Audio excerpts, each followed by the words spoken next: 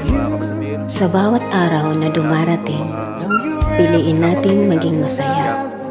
Maraming hamon ang buhay, pero tayo ang may kapangyarihang magbigay kulay sa bawat sandali. Tandaan, kahit simpleng bagay, pwedeng magdala ng ngiti. Kaya i-enjoy natin ang bawat sandali.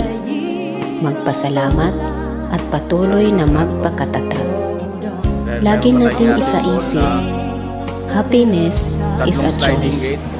Let's choose to be happy. Walang take two sa buhay, kaya piliin mong maging masaya palagi. Dapat tapusin dito. Ito kasama to sa railings. Yan. Sa railings yan. Next week na yan, maikakabit na natin.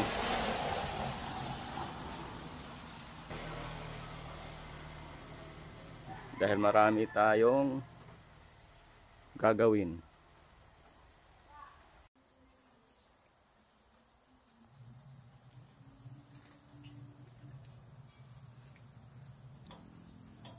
Hanggang dyan muna mga kabarsatil. Salamat po sa panonood.